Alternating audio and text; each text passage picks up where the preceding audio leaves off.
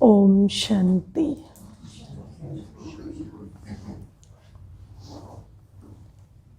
मुरली तो सबने सुनी होगी, है ना। ऑनलाइन भी सबने सुनी है मुरली। आप लोग सबने सुनी मुरली? ठीक है। आज पहले थोड़ा सा कल का अनुभव सुनाऊंगी। एक भाई का, तो पहली बार सेंटर आए थे, पहली बार ब्रह्मा कुमारी इसमें आए थे। तो उन्होंने मुझे कहा कि वो किसी और पंथ में, किसी आश्रम में गए थे पहले। तो मुझे कहते कि वहाँ मैं 3-4 दिन गया तो मुझे बहुत अच्छा लगा था। तो मैंने फिर दिल्ली आकर ढूंढा उनका आश्रम, तो हमारे आसपास नहीं था। तो फिर मैंने सोचा कि मैं ब्रह्मा कुमारी इसमें आने का आकर देखता हूँ। तो मैंने उनको कहा कि आपको क्या अच्छा लगा जब आप गए थे? तो मुझे कहते बस हम बैठे थे साइलेंस में। तो फिर साइलेंस में बैठकर कैसा लगा?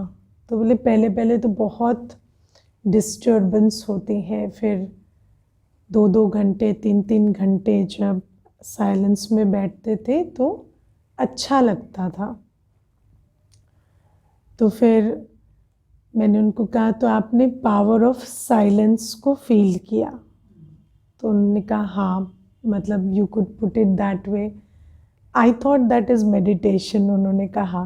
तो मैंने कहा मेडिटेशन तो अब क्या है क्या नहीं वो बाद में समझेंगे, लेकिन आपने साइलेंस पावर को फील किया, और साइलेंस पावर इतनी अच्छा अनुभव कराती है। तो लेकिन यहाँ पर जब आप आएंगे तो आपको बहुत सारी और भी बातें बताई जाएंगी जो बहुत पावरफुल हैं, और आप उसके भी अनुभव में स्थित हो सकते हैं। और आप देखो दुनिया में हर चीज़ में कोई ना कोई शक्ति है, कोई ना कोई गुण है। अनुभव जो होता है, आज आप क्लीन एयर का अनुभव, पानी का अनुभव, है ना, पानी पीने का अनुभव, पानी में नहाने का अनुभव, पानी में गोते लगाने का अनुभव, हर अनुभव अलग होता है ना। 5 तत्व भी प्रकृति के हैं तो उनका अलग अलग अनुभव है, लेकिन और हर तत्व की अपनी शक्ति भी है। अग्नि की अपनी शक्ति है, जल की अपनी शक्ति है, हाइड्रो पावर। दुनिया में कितनी धीरे धीरे धीरे धीरे 5 तत्वों की शक्ति का भी हार्नेसिंग शुरू हुई है ना, क्योंकि 5 तत्वों के संसार में हम रहते हैं। विज्ञान में इतनी रिसर्च होती है और धीरे धीरे वो शक्ति उसमें क्या है और क्या पॉसिबल है, किसी को पता भी नहीं था कि सूर्य से, सोलर एनर्जी से आप ऐसे मशीनें चलाएंगे या इस प्रकार से कुछ करेंगे, पर आज हर चीज़ हो रही है। तो सबसे बड़ी चीज़ तो ज्ञान है, क्योंकि बाकी तो सब कुछ है। 5 तत्व भी है, आत्मिक शक्ति भी है, परमात्मा शक्ति भी है, लेकिन जब तक हमें उनका ज्ञान नहीं मिलता तो हम ना उनके गुणों का अनुभव कर सकते हैं, ना शक्ति का लाभ ले सकते हैं। तो जैसे 5 तत्वों के ज्ञान के साथ साथ 5 तत्वों के अनुभव की शक्ति और 5 तत्वों के शक्ति का उपयोग, ये दोनों चीज़ें धीरे धीरे धीरे धीरे पॉसिबल हुई, पहले तो नहीं थी। तो मैंने उस भाई को यही कहा कि देखो, एक होता है कि हम साइलेंस में बैठकर, क्योंकि साइलेंस ही रास्ता है, डोरवे अगर कहते हैं आत्मिक शक्ति या परमात्मा शक्ति के अनुभव का रास्ता है। तो एक होता है कि आप साइलेंस में बैठते बैठते बैठते अपनी रिसर्च करते रहें। जो आज तक साधु सन्यासी गुरु करते रहे हैं, वो क्या करते हैं कि साइलेंस में बैठकर आत्मा क्या है, कौन है, फिगर आउट करना, परमात्मा कौन है, क्या है, फिगर आउट करना, या कनेक्शन बनाने की विधियां बना कर, है ना, हुक और बाइक, माने डिफरेंट वेज उसके निकालना ताकि हम कनेक्शन बना सके। तो मैंने उनको कहा मैं आपको 2 ऑप्शन देती हूँ। एक है कि आप किचन में जाएं और 50 सामग्रियां हैं, उसका परम्यूटेशन कॉम्बिनेशन बिठा बिठा कर खुद भोजन बनाना सीखें, है ना, अपने आप तैयार करते रहें, कोशिश करते रहें। कितने सालों में एक ढंग का खाना खाना सीखेंगे? तो मुझे कहते शायद बहुत साल लग जाएंगे। और मैंने कहा दूसरा है कि आपको बनी बनाई यूट्यूब पे मैं एक रेसिपी दे दूँ और आपको बोलो इसको देखो और बना लो, तो वो बनाना कितना आसान होता है ना। आज हर कोई एक अच्छा कुक बन गया है ना। क्यों? क्योंकि लोग पहले, मुझे याद है कि मैं बहुत सालों तक सोचती थी कि समोसे कभी घर पे नहीं बन सकते, it is a very difficult thing, और वो सिर्फ बाहर ही बन सकते हैं। मतलब हमारे घरों में इतने कोई किसी के अंदर गुणवत्ता नहीं है कि वो समोसे बना ले। तो आप देखो, लेकिन आज डिफ़िकल्ट से डिफ़िकल्ट रेसिपी हर घर में तैयार हो जाती है क्योंकि हमें यूट्यूब का साधन मिल गया। तो ऐसे ही जो हमारा ये जो मार्ग है, ये ज्ञान मार्ग है, जहाँ ज्ञान सागर आकर हमें हर चीज़ की रेसिपी दे रहे हैं, है ना। शांति का अनुभव करना है तो स्वधर्म में स्थित हो जाओ, पवित्रता का अनुभव करना है या पवित्रता की शक्ति को इमर्ज करना है तो स्मृति स्वरूप हो जाओ, है ना। बाबा ने हमें हर चीज़ की रेसिपी दे दी। पवित्रता के लिए तुम्हें मेहनत नहीं करनी है, तुम्हें स्मृति लानी है कि तुम हो ही पवित्र, तुम्हारा आदि स्वरूप पवित्र है, अनादि स्वरूप पवित्र है। तो जो पवित्रता व्यक्ति को इतनी मुश्किल और असंभव लगती थी, वो हमारे लिए बहुत इजी हो गई क्योंकि हमें विधि, इसीलिए बाबा हमें कहता है विधि से सिद्धि। और मुझे बहुत अच्छा लगता है कि आजकल जो मुरली अवेकनिंग पर जो मुरली देते हैं तो उसका टाइटल बहुत अच्छा है तो मुरली की क्लास, लेकिन उसका नाम है विधि से सिद्धि, है ना। तो ज्ञान सागर की जो मुरली है, शिव बाबा की जो मुरली है, वो विधि है, वो रेसिपी है, वो फॉर्मूला है जिससे वो सिद्धि, सुख शांति की या प्योरिटी की या शक्ति की, जो आज तक मनुष्य इतने प्रयास करता था और उसको फिर भी इतनी असंभव लगती थी, वो सिद्धि आपको ऐसे चुटकियों में हो सकती है। तो ये जो बाबा ने आकर हमें हर चीज़ का ज्ञान दे दिया, ज्ञान से हर चीज़ कितनी सिंप्लीफाई हो गई और कितनी इजी हो गई, है ना। आज हम शांति के लिए पुरुषार्थ नहीं करते हैं, हमें शांति का बाबा ने रास्ता बता दिया कि तुम अपने को आत्मा समझ, अपने स्वधर्म में स्थित हो जाओ तो शांत हो जाओगे। कितना इजी है। लेकिन व्यक्ति पहले सोचता था कि शायद मैं, है ना, 2 घंटे तक प्रॉपर सांस लूँगा या पता नहीं क्या क्या जपूँगा तो जाकर शांति मिलेगी। या उस भाई ने भी जैसे बताया कि 2-3 घंटे जब बैठे तो कुछ अनुभव हुआ शांति का। लेकिन यहाँ पर आप देखो 1 सेकंड में मैं आत्मा हूँ, शांत हूँ, और शांत होने का अनुभव बाबा ने करा दिया। तो हर चीज़ का, सुख का, शांति का, पवित्रता का, आनंद का, शक्ति का, स्नेह का। किसी के लिए स्नेह, आजकल व्यक्ति कहता है कैसे स्नेह रखें, आप ही बताओ, ऐसे करते हैं, ऐसे करते हैं, उनकी आदत ऐसी है, ऐसी है, ऐसे संस्कार वाले से कैसे स्नेह रखें। कई बार कहते दीदी आपको भी ले जाएंगे ना, आप भी नहीं रख सकोगे उनसे स्नेह, है ना, क्योंकि स्नेह इतना डिफ़िकल्ट लगता है कि ऐसे आत्मा से कैसे स्नेह रखें। लेकिन बाबा हमें कहते हैं कि स्नेह का जो आधार है वो है आत्मिक दृष्टि।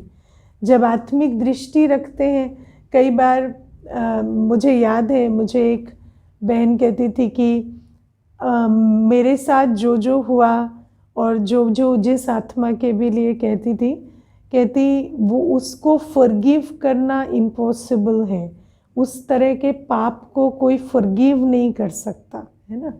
लेकिन फिर उनको समझाया कि आपको उनको फॉरगिव करना ही नहीं है, आपको तो सिर्फ अपनी स्मृति पे काम करना है ना। आपको याद करना है कि आपने जो रिकॉर्डिंग की है वो उसको डिलीट करनी है। उनको आप फॉरगिव करने वाले कौन हो? उनको तो जो भी कर्म की गति है उस हिसाब से जो भी उनका भाग्य है वो उन्होंने बनाया है ना। तो हमें उनको फॉरगिव करने की ना शक्ति है, ना हमें उनको फॉरगिव करने का चक्कर में रहना है। सिर्फ फॉरगिव किसको करना है? अपने आप को पेन से रिलीज़ करना है। जब हमारी कोई गलती नहीं है तो हम क्यों दुख भोगें? तो उसके लिए अपनी स्मृति को शिफ्ट करना है।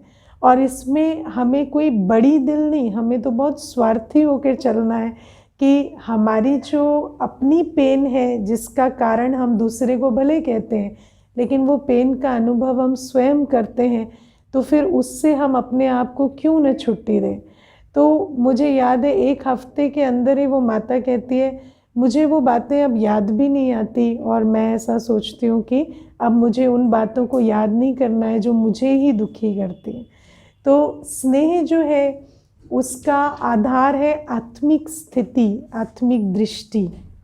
जब हम अपने को आत्मा समझकर अपने सुख शांति में स्थित होने का पुरुषार्थ करते हैं तो हमें समझ आता है हम दूसरे में अटके लटके चटके क्यों हम उनकी पुरानी बातों को याद करके अपने दिल को दुख दें।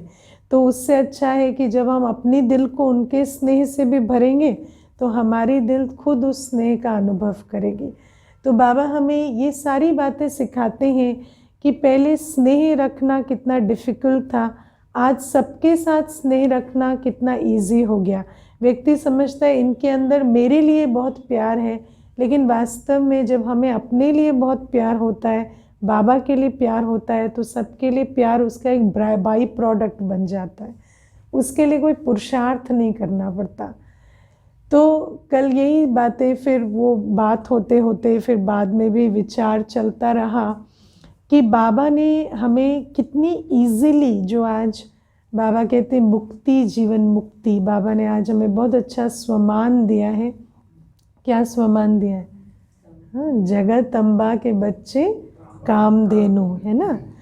तो बाबा ने हमें इतना अच्छा स्वमान दिया कि हम जगत अम्बा के बच्चे कामधेनु हैं और हमें सबको मुक्ति, जीवन मुक्ति देनी है। तो पहले तो हमें ये समझना है कि जब बाबा कहते हैं तुम्हें सबको मुक्ति, जीवन मुक्ति देनी है, तो हाँ ये सच है कि मुक्ति माना सब घर जाएं और जीवन मुक्ति माना स्वर्ग का वर्षा लें। लेकिन स्वर्ग का वर्षा लेना या घर जाना, उसके लिए अभी ही वो संस्कार बनाने हैं, है ना। तो ऐसा नहीं कि हम कोई उनको कल ले जाएंगे तो कल ही वो बात उनको अनुभव होगी। मुक्ति, जीवन मुक्ति के संस्कार अभी बनाने हैं। अगर हम संगम युग में मुक्ति, जीवन मुक्ति का अनुभव नहीं करते तो हम परमधाम जाएंगे या सतयुग में जीवन मुक्ति का अनुभव करेंगे, इसकी पॉसिबिलिटी बहुत कम है ना। और बाबा ने हमें बताया कि हम बच्चे हैं मुक्ति, जीवन मुक्ति दाता। सब बच्चों को, बाबा के जितने भी बच्चे हैं जिनको आज परिचय नहीं है, तो बाबा ने कहा पहले तो मम्मा जो वैष्णो देवी हैं, जो अम्बा है और जो मुक्ति, जीवन मुक्ति का मार्ग दिखाने वाली हैं। और फिर बाबा ने कहा एक मम्मा की पूजन होता है, लेकिन सभी बच्चे उनके साथ हैं और बच्चे भी सबको मुक्ति, जीवन मुक्ति देने वाले कामधेनु हैं। लेकिन प्रश्न ये उठता है कि सबको देने वाले तो हैं, पर देंगे तो वही जो स्वयं के पास होगा। तो क्या हम अपने आप को जांच करके पूछें कि क्या मैं सचमुच मुक्ति, जीवन मुक्ति का अनुभव इस संगम युग में करती हूँ, है ना? क्या जीवन मुक्ति का अनुभव है और मुक्ति का अनुभव है? तो इसको प्रैक्टिकली हमें आज विचार करना है सारे दिन कि मेरी मुक्ति की अवस्था कैसी है। जैसे दुनिया में व्यक्ति सोचता है कि जब शरीर छूट जाएगा, है ना, तो हम मुक्त हो जाएंगे। कहते हैं ना, अब तो हमें मुक्ति चाहिए, अब तो सब कुछ छूट जाए, छोड़ना है, जाना है, ऐसे शब्द कई बार कहते हैं। बाकी वो अलग बात है कि अगर आप उनको ऑफर दें कि चलो, तो जाते नहीं हैं, है ना। फिर कहते हैं नहीं, रहना है, नहीं इन्हीं का रस लेना है, वो अलग चीज़ है। लेकिन दुनिया में हर कोई कहता है मुझे छूटना है, निर्बंधन अनुभव करना है। तो बाबा ने हमें कहा कि आत्मा शरीर में रहते भी 1 सेकंड में अपनी आत्मिक स्थिति में, अशरीरी स्थिति में स्थित होकर मुक्ति का अनुभव कर सकते।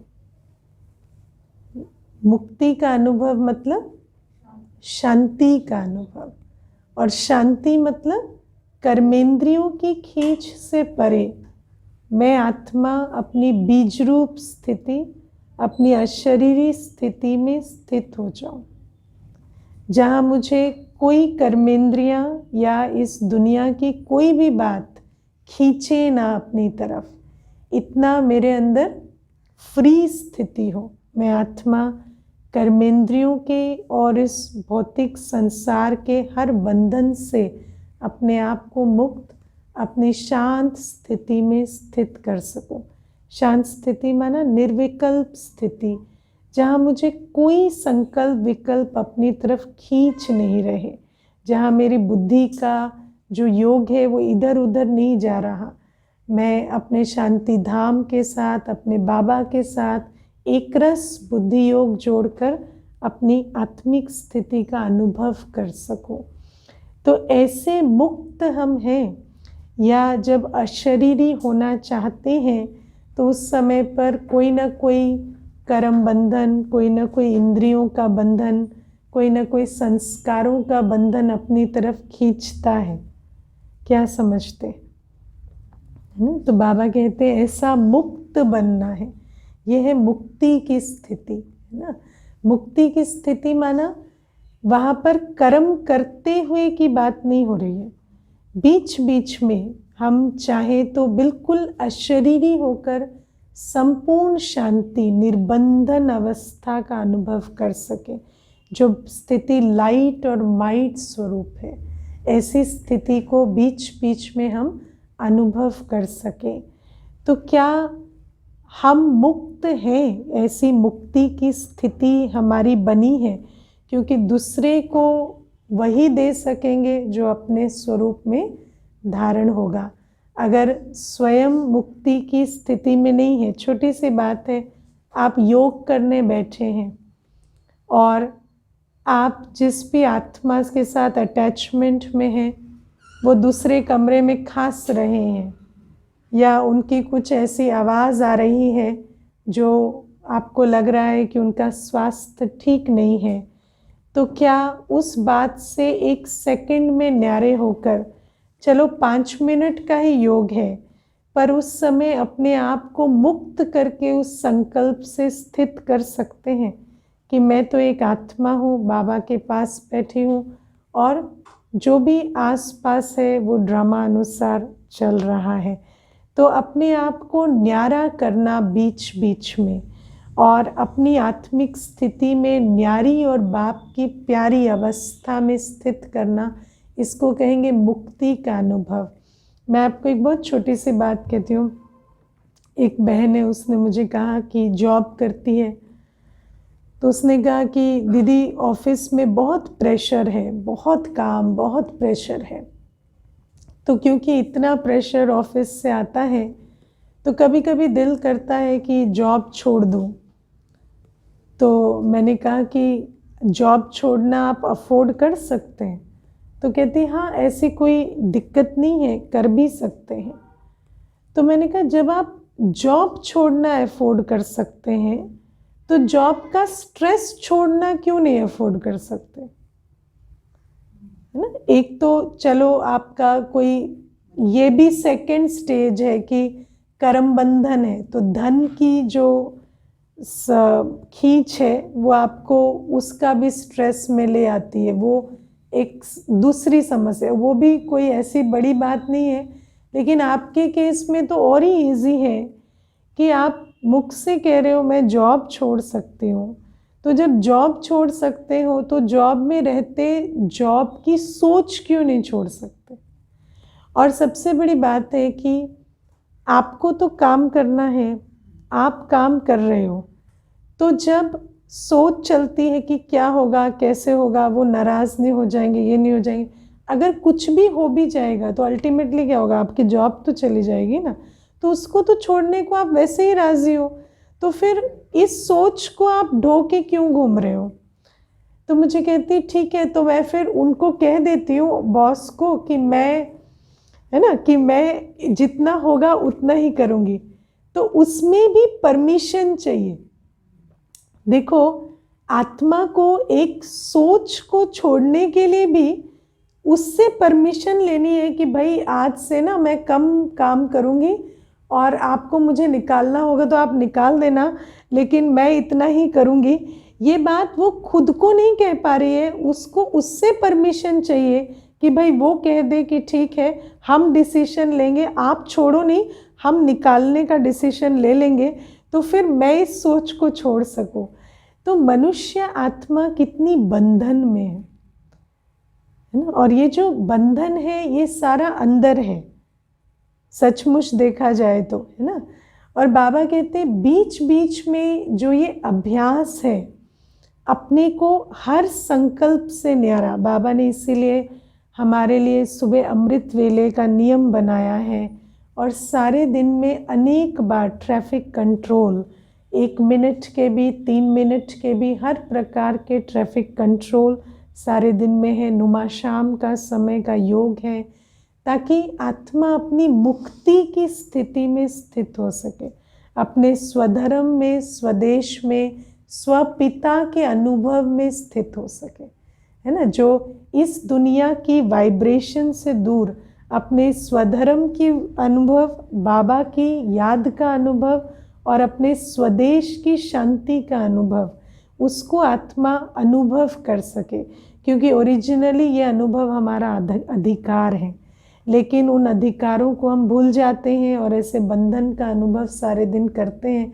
तो बाबा ने हमें कहा कि मुक्ति का अनुभव करना है तो बीच बीच में अशरीरी हो जाओ, बीज रूप स्थिति में बाबा के सम्मुख बैठ जाओ। तो अगर हम अभ्यास करते हैं तो हमारी मुक्ति की स्थिति इमर्ज हो जाएगी। और जो मुक्ति में जाने का आधार है, जब हम शरीर छोड़ेंगे तो हम घर जाएं, उसका आधार भी ये स्थिति है, क्योंकि अंत मते सो गति है ना।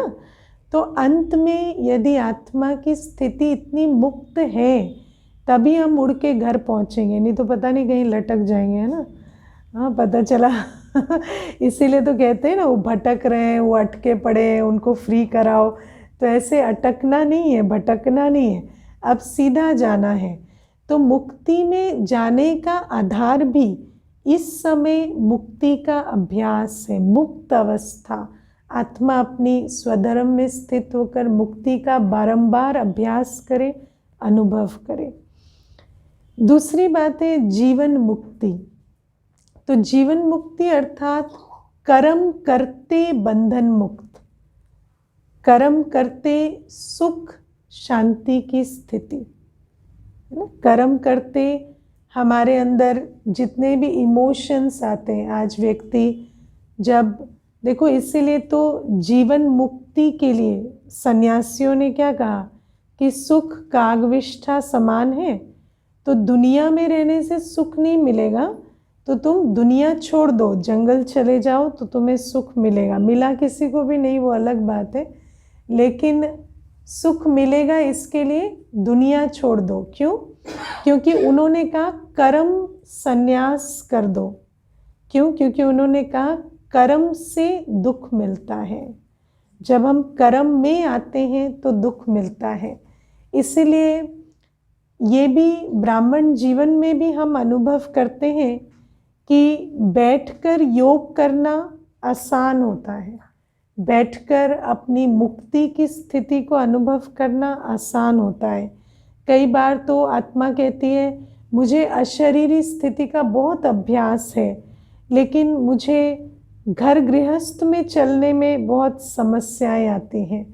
तो कई बार हम सोचते हैं कि ये दो बातें अलग अलग हैं और उसको इंटीग्रेट नहीं करते, लेकिन बाबा कहते हैं अगर हम न्यारे हैं तो हम कर्म योगी भी बन सके, क्योंकि जब हम साइलेंस में बैठते हैं, अपने को देह और कर्मेंद्रियों से न्यारा, बाप का प्यारा, बाप के साथ सर्व संबंधों का अनुभव करते हैं, तो जब हम जीवन में आते हैं तो क्यों वो सर्व संबंध फिर हम यहाँ अनुभव करने लगते हैं, फिर हम क्यों उस न्यारी और प्यारी स्थिति में कर्म योगी बनकर क्यों नहीं चलते।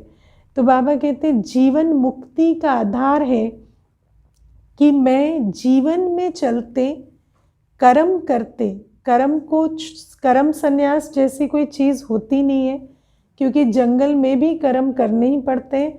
वो अलग बात है कि पेड़ पत्तों पशु पंछियों के साथ आप कर्म करना पसंद करें, आत्माओं के साथ ना करें, वो अलग चीज़ है ना, क्योंकि वो ज़्यादा वेल बिहेव्ड होते हैं। आज भी सब कर्म सन्यासी हो ही गए उस आधार से, क्योंकि कोई किसी मनुष्य से बात नहीं करता, सिर्फ एक फ़ोन से ही उसके सारे कर्म बन रहे हैं, है ना। तो आज भी व्यक्ति कैसा हो गया है, एक जंगल में ही, भले ही वो स्थूल जंगल में नहीं जाता, अपना ही एक जंगल क्रिएट कर लेता है अपने आसपास।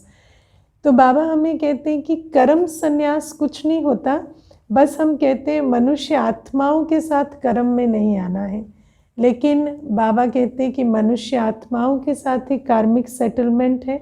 तो अगर कर्मातीत बनना है तो मनुष्य आत्माओं के साथ ही कर्म में आकर और फिर उन कर्म भोग को चुक्त करके और कर्मातीत बनना पड़ेगा। तो उसको कैसे अचीव करें, तो बाबा हमें कहते हैं कि जब तुम कर्म में आते हो तो दो बातों से मुक्त बनो, मैंपन मेरापन। मैंपन मेरेपन से मुक्त स्थिति जीवन मुक्त स्थिति होती है ना। जीवन मुक्ति का अनुभव मतलब मैं और मेरेपन से मुक्त अवस्था। सबके बीच रहते, सब कर्म करते, जब मैंपन मेरापन खत्म हो जाता है तो जीवन मुक्ति की अवस्था आ जाती है। देखो छोटी सी बात है, ड्रामा बना बनाया है, ड्रामा बना बनाया है, हमारे अंदर भी पार्ट नूंद है, ठीक है। हम वो ही कर रहे हैं जो मेरे अंदर रिकॉर्डेड है। आप वो पार्ट बजा ही नहीं सकते जो आपके अंदर नहीं है रिकॉर्डेड। बजा रहे हैं, हाँ, आज मेरे अंदर रिकॉर्डिंग ना हो तो क्लास करा सकते, कोई नहीं करा सकता।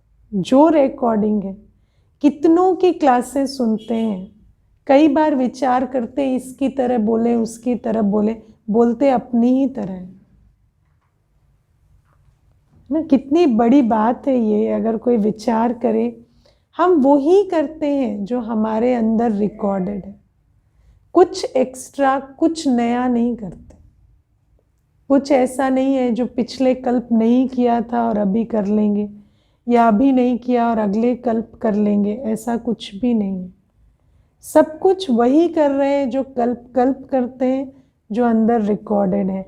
लेकिन ये मैंपन हमें कितना बोझिल बनाता है। मैं कर रहा हूँ, मुझे करना है, मुझे स्ट्रेस है, मुझे करानी। कई बार कहेंगे मुझे करानी, आपको थोड़ी करानी, आपको थोड़ी स्ट्रेस होगा, तो आपको भी तो वही कराना है ना जो आपके अंदर रिकॉर्डेड है, तो इतनी टेंशन किस बात की है। तो बाबा कहते हैं कि मैंपन पार्ट बजाते वक्त आपको भारी करता है। इतने सारे इमोशंस, टेंशन के, स्ट्रेस के, वो जो बहन का एग्जाम्पल दिया वो भी स्ट्रेस किस बात का है, मैंपन का, है ना। वरना कार्य तो उतना ही हो रहा है। अगर किसी के प्रेशर डालने से एक्स्ट्रा होता तो हम उनके फेवरेट नहीं बन गए होते। तो उनके प्रेशर में भी हम तो वही कर रहे हैं ना जो हमें करना आता है, तो फिर इजी होके क्यों नहीं कर सकते? तो मैंपन ही तो प्रॉब्लम है, प्रॉब्लम काम नहीं है। काम तो हमारे अंदर नूंद है तो करेंगे ही करेंगे, है ना। वैसे भी कोई भी आत्मा ऐसी नहीं है जो कुछ नहीं करती, कुछ भी नहीं करेंगे, बैठे भी रहोगे तो भी अपने शरीर का बोझ तो संभाल ही रहे हो ना। बैठता भी व्यक्ति है तो अपने शरीर का बोझ तो संभालता ही है। तो आत्मा वही कर रही है जो उसके अंदर नूंद है, लेकिन और बाबा की बलिहारी है कि हमारे अंदर जो श्रेष्ठ पार्ट नूंद है वो बाबा ने इमर्ज कर दिया। तो जैसे आज बाबा ने कहा ना, मम्मा की महिमा बाबा की बलिहारी से है। तो ऐसे ही हर बच्चा आज अगर कुछ, कल रावण की बलिहारी से विकर्म कर रहे थे, आज बाप की बलिहारी से सुकर्म कर रहे हैं, और ड्रामा अनुसार बाबा और रावण अपना समय चुन ही लेते। तो हमें करना ही क्या है? हमें तो जो ड्रामा अनुसार जो शिक्षा मिल रही है, प्रेरणा मिल रही है, जो शक्ति मिल रही है, सहयोग मिल रहा है, वही करते जाना है। तो इतना मैंपन किस चीज़ का है? तो बाबा कहते हैं जीवन मुक्ति माना पहले मैंपन से फ्री हो जाओ। आप सोचो, मुझे ये करना है, मुझे आज ये करना है, मुझे कल ये करना है, मुझे 5 वर्ष बाद ये करना है, मुझे रिटायरमेंट के बाद ये करना है। कितना सारा मैंपन हम लेकर चलते हैं, जबकि घड़ी की सुई टिक टिक टिक चलती है, ड्रामा की भी सुई टिक टिक टिक चलती है, और जो पार्ट जिस समय हमें बजाना है हम वो ही बजाते हैं। जब भगवान कहता है कि मैं वो पार्ट बजाता हूँ जो मेरे अंदर नूंद है ना, और वो उसका कभी मैंपन नहीं रखता। बाबा कहता है सारी दुनिया मेरी महिमा गाती है, लेकिन मैं तुम्हें पूजा से छुड़ाता हूँ। मैं तुम्हें नहीं कहता कि तुम्हें कोई मेरी पूजा करनी है। और मनुष्य आत्मा को कितना मैंपन है। तो बाबा कहते हैं मैंपन छोड़ दोगे तो जीवन मुक्त हो जाएगी, और जीवन मुक्ति का अनुभव इसी ब्राह्मण जीवन में हमने सबको करते देखा, बाबा को करते देखा। बाबा की स्थिति सब, जब कारोबार का सबसे ज़्यादा विस्तार हो गया, जब यज्ञ का सबसे विशाल विस्तार हो गया, उस समय पर बाबा की स्थिति फरिश्ता स्थिति थी, है ना। जो भी कोई बाबा को देखता था तो ऐसा लगता था बाबा सुन भी लिए, समझ भी लिए, और बिल्कुल उपराम है। तो क्यों? क्योंकि मैंपन से मुक्त हो गए, तो सारा कारोबार करते भी इतने हल्के हो गए। प्रकाशमणि दादी जी के विषय में हम सुनते हैं, और कई बार मैं सुनाती भी हूँ कि दादी जब सोने जाती थी बिस्तर पर, 5 मिनट में डीप स्लीप में चली जाती थी। इतना बड़ा यज्ञ संभालती, और कभी दादी को संकल्प नहीं चलता कि कल क्या करना है ना। हम एक घर संभालते हैं, क्या सोचते हैं? कल ये बनाना है, फिर वो बनाना है, फिर वो बनाना है, फिर ये तैयारी करनी है, फिर पहले ना ये चढ़ा देंगे, फिर ये करेंगे, है ना। एज इफ कल आप आज की बात याद करके ही करेंगे। जैसे अगर आज आप सोच के नहीं सोएंगे तो शायद कल आप उठेंगे तो आपको कोई अवेयरनेस नहीं रहेगी। कल आप वही करेंगे, फिर कहेंगे रात को सोचा तो था पर भूल गए। तो जब भूलना ही था तो इतना सोचते क्यों? सुबह ही सोच लिया करो, है ना। तो बाबा हमें कहते हैं कि इतना मैंपन, इतना फॉरवर्ड थिंकिंग, बैकवर्ड थिंकिंग, इतना सारा करते हैं, और उसके कारण सिर्फ बोझिल होते चले जाते हैं। जानकी दादी जी पर रिसर्च हुई, है ना, बताया ना आपको, और उनको सर्टिफिकेट मिला most stable mind in the world. क्यों? क्योंकि हर कर्म करते डेल्टा स्टेज। डेल्टा स्टेज मतलब डीप स्लीप, जो ब्रेन की जो स्थिति होती है जब हम डीप स्लीप में होते हैं, वो स्थिति दादी की हर कर्म करते होती थी। और क्यों? क्योंकि मैंपन नहीं, मैंपन नहीं, है ना। इसीलिए कर्म का भान नहीं अपने आप को पकड़ता। जैसे आप देखो शब्द कितना सुंदर है, कर्म बंधन। क्योंकि जब कर्म करते हैं तो बुद्धि को बंधन आता है, उसमें इमोशंस आते हैं, उसमें कई प्रकार के संकल्प आते हैं। लेकिन जब मैंपन खत्म हो जाता है तो कर्म करते बंधन मुक्त हो जाते हैं, जीवन मुक्त हो जाते हैं। और फिर दूसरी बात है मेरापन। हम किसी की डेस्टिनी को कंट्रोल नहीं कर सकते, किसी के व्यवहार को डिटरमिन नहीं कर सकते, कुछ भी नहीं कर सकते, है ना। हमारे आसपास जितने भी किरदार हैं वो सब अपना प्रीफिक्स्ड पार्ट बजा रहे हैं, लेकिन उनका पार्ट देखते हुए हम कितने सारे इमोशंस जनरेट करते हैं। कभी खुश होते हैं, कभी सेंस ऑफ अचीवमेंट लाते हैं, मेरे बच्चे ने फर्स्ट नंबर लाया, मेरे बच्चे ने ऐसा किया, है ना। मुझे एक बार एक गांव से एक भाई आया था, उसने कहा कि अभी तो हम निश्चिंत थे क्योंकि बच्चा मेरा एक फर्स्ट स्टैंडर्ड में है। तो गांव में क्या होता है कि 5वीं तक, वो अपने गांव के बता रहे थे, 5वीं तक रैंक नहीं निकलती है ना। तो 5वीं तक सब माँ बाप बराबर होते हैं।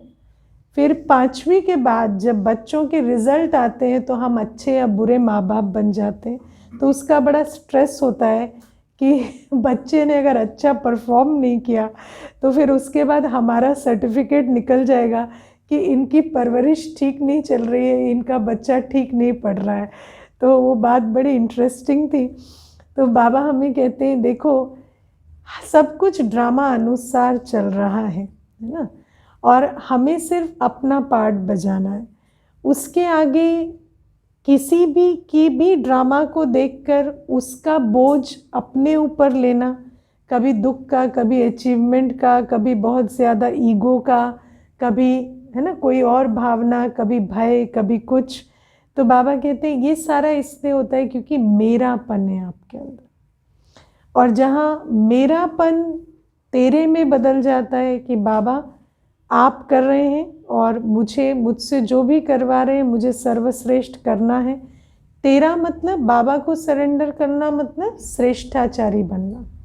तो मुझे श्रेष्ठाचारी बनना है, श्रीमत पर चलना है, और बाकी जो भी कुछ हो रहा है उसको साक्षी होकर देखना है।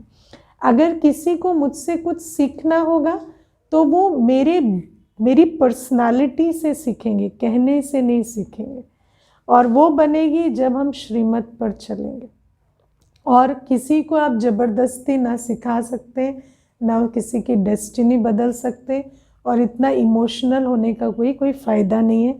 एक बहुत अच्छी कहावत है, आप किसी के कर्मों में हस्तक्षेप तो नहीं कर सकते, लेकिन अगर आप ये कोशिश करेंगे तो आप अपने कर्म विकर्म ज़रूर बना सकते हैं ना। तो बाबा हमें कहते हैं अगर इतनी धारणा हो जाए आत्मा को कि मैंपन और मेरेपन से मुक्त हो जाए, तो कर्म क्षेत्र में हर कर्म करते आत्मा संपूर्ण सुख शांति की स्थिति में, स्थिरता, उमंग, उत्साह की स्थिति में कर्म कर सकती है।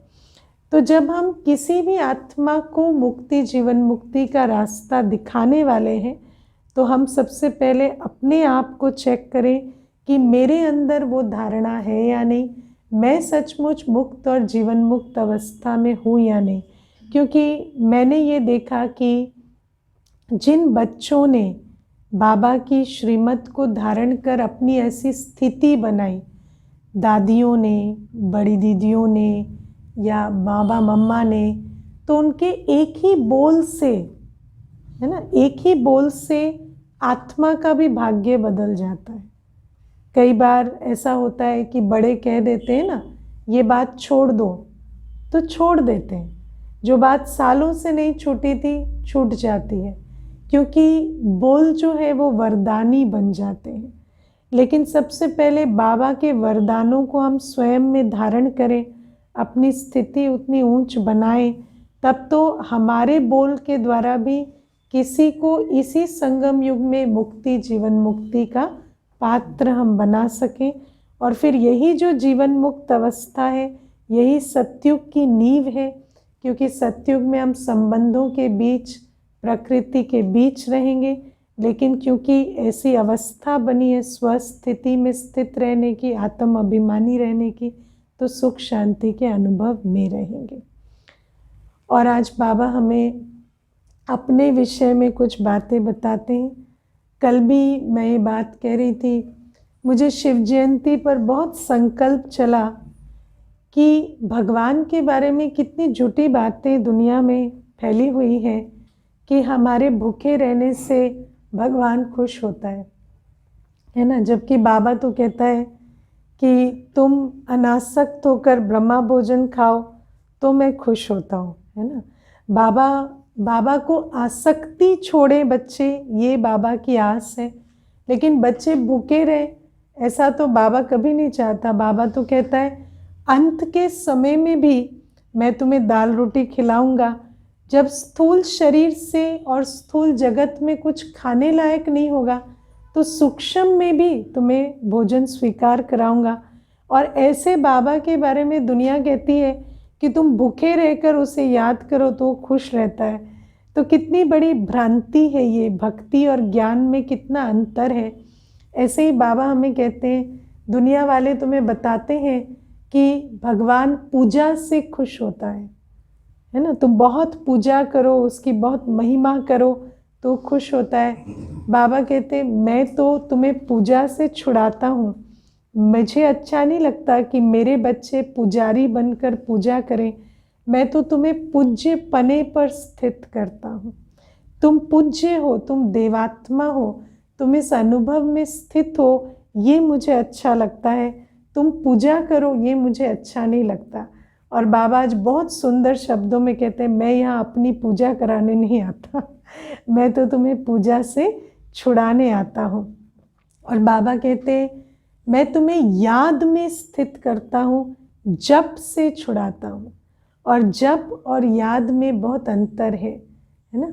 क्योंकि याद का आधार संबंध है और जप का आधार भक्ति है ना। तो जितना हमारे अंदर भगतपना होता है, हम जाप करते हैं कि मुझे शांति दो, सुख दो, और उसके लिए नाम का जाप करते हैं।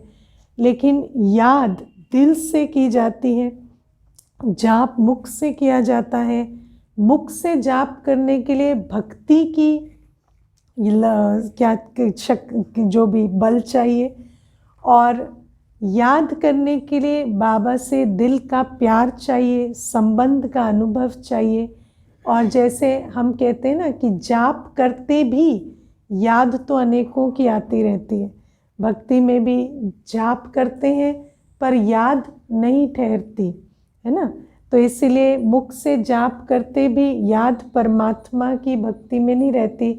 और यहाँ बाबा कहते हैं दिल का ऐसा संबंध जोड़ो तुम मुझसे कि तुम्हें जाप का आधार ना लेना पड़े, तुम्हारे दिल में अनहद नाद, है ना, मेरे गुणों का, मेरे स्वरूप का बजता ही रहे। तो बाबा कहते हैं और इस याद के लिए भी मैं तुम्हें क्यों प्रेरणा देता हूँ। अगेन बाबा कोई हमारी याद का भूखा नहीं है। बाबा कहते हैं याद से भी तुम्हारा अपना ही कल्याण होता है, क्योंकि जिसको तुम याद करते हो उसके समान बनते हो। तो बाबा की श्रीमत में और दुनिया की मत में कितना अंतर है। और भी आज एक बात बाबा कहते हैं कि दुनिया में बाबा कहते हैं कि तुम कभी आपस में लड़ना झगड़ना नहीं, इससे मेरी निंदा होती है ना। बहुत सुंदर बात आज बाबा कहते हैं कि सतगुरु कहते हैं कि सतगुरु की निंदा की तो उनकी निंदा हो जाती है ना। दुनिया में क्या कहते हैं कि गुरुओं ने अपने आप को ही सतगुरु कह दिया ना, और गुरुओं ने कहा कि तुम मेरी निंदा कराओगे तो तुम्हें ठौर नहीं मिलेगी। लेकिन बाबा कहते हैं मेरी निंदा कराना मतलब अपनी चलन बिगाड़ना। अगर तुम्हारी अपनी चलन बिगड़ती है तो मेरी निंदा होती है।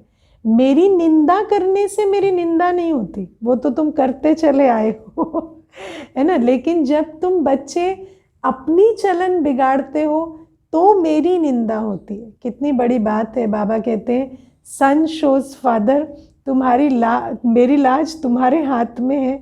तो तुम अपनी चलन का इतना ध्यान दो। व्यक्ति क्या कहता है, मैं कुछ भी कर्म करूं, मैं भगवान के बारे में तो कुछ बुरा नहीं कहता, है ना। तो व्यक्ति अपने आप को और बाप को अलग कर देता है। लेकिन बाप कहता है नहीं, तुम मेरे बच्चे हो, तुम्हारा कर्तव्य का कि आँच मेरे पर आती है, इसीलिए तुम जब लड़ते झगड़ते हो बच्चे तो मेरी निंदा होती है और तुम्हारे सतयुग का भाग्य बिगड़ता है। तो ऐसा नहीं कि सिर्फ हम बाबा को याद किए तो उतना ख़त्म हो गया। जब हम अपनी जीवन में, जिसको हम पर्सनल लाइफ कहते हैं, उस पर्सनल लाइफ में जो भी हम करते हैं उसका लेप छेप बाबा पर आता है, क्योंकि अब हम ब्रह्मा कुमार कुमारी हैं, हमारा सरनेम ही है ना बाबा के साथ जुड़ा हुआ है। तो बाबा कहते हैं तुम अपनी चाल चलन को ऐसा रखो, क्योंकि तुम्हारी ही चाल चलन से मेरी प्रत्यक्षता होगी और तुम्हारी ही चाल चलन से मेरी निंदा होती है। इसीलिए अब हम जब ब्रह्मा कुमार कुमारी हैं तो हमारी अपनी कोई पर्सनल लाइफ नहीं है। हम ये नहीं कह सकते हम बाबा की निंदा नहीं करते, हम अपने जीवन में कोई भी विकर्म करते नहीं, हमारे विकर्मों से बाबा की निंदा होती। ठीक है, तो इसको, ये बहुत डीप चीज़ है, इसको समझना है ना। मैं बाप का हूँ और मेरा हर कर्म बाप को प्रभावित करता है, इस बात को समझकर इतना जिम्मेवार होकर चलना है। ओम शांति। प्यारे बाबा को अभी बड़े प्यार से भोग स्वीकार कराएंगे। कई बच्चों ने अपना भोग सहयोग बाबा के प्रति भेजा है, तो सभी की याद लेकर बाबा के पास जाएंगे। ओम शांति।